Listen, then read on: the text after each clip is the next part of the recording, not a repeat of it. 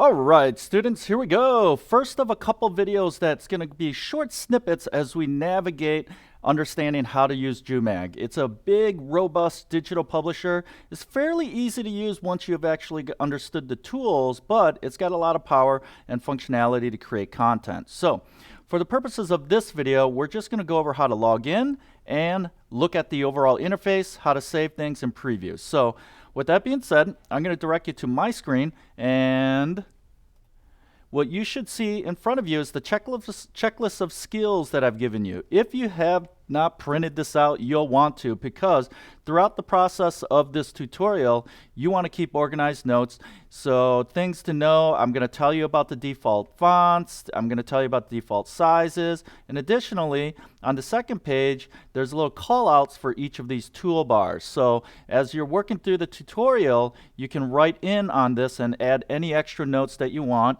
okay? Because at the very end there, at the end of the tutorial, there is a test over this software to make sure that you're well versed on it, because we're about to push into creating our first digital paper for this semester, and understanding this software is going to be key. You got to be an expert on it basically in order to be able to create the content that we are going to publish. All right, so get all your tools of the trade ready, as in print this out, have it ready, and then I'm going to navigate over to the actual software. All right. So pause this video at any point, by the way, okay? I'm going to go back into Schoology, and you'll notice that I have gone ahead and put the link to Joomag right here, okay? So you're just going to click that and you'll log in. I'm already logged in. You'll log in with your Google account just like we did with our activation. Okay? And yours is going to look a little different from mine, but you're going to go to the DMP 2020 here. And this is our tutorial sandbox. All of our pages, since both classes are working in the same publication, okay? So for the purposes of our demo, okay, we're going to edit our specific page. And to get to that, don't worry about all of these options and things of that sort, but the quickest way is, you'll notice that when I hover over this right here, there's nothing on it. Always shows a preview of the first page, but since it's blank right now, there's nothing there. But I'm going to hover over it and click it. And you're going to get into, it opens it up in a new tab, but it goes into what's called preview mode, okay?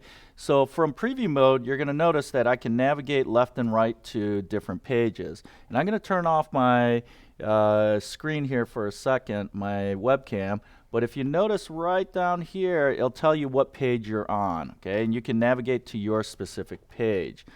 What I recommend, though, is actually right up here. It's called Contents. If you click on this icon, it's going to give you a grid of all your pages. So find the page that you're assigned to.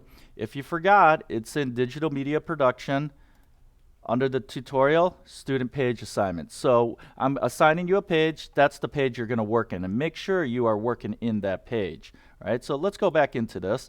I'm going to be working in page 42, so I'm going to click that. You notice I got something random in there already, but to edit it, it'll be right here at the top corner. You have access to edit this publication. Click here. So I'm going to click there. And there we go. So when you're in here, you're going to notice, okay, it's fairly sparse because it's a very simple editor. Okay? There's the left toolbar over here, where each tutorial that you're going to watch pretty soon is going to go over how to add text, how to add shapes, and how to add media. Okay. And then over here, I'm going to call this the right toolbar. It's a smart toolbar. Even though it's blank now, it changes depending on what tool you're using. All right, so the other thing to note here is the volume, the zoom button. So this is going to be your best friend for navigating, because many of you have different laptops and devices that have different size screens.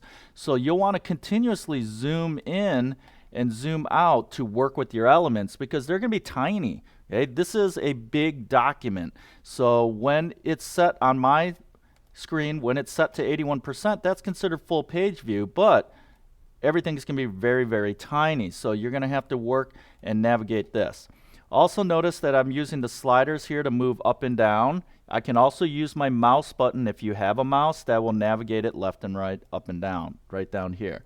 Okay, so use those functions to kind of zoom in, zoom out, and pan your different device, your actual page. All right, so the other main things to note here is you can always go back to your dashboard here. If I click dashboard, it goes right back to this main page, okay?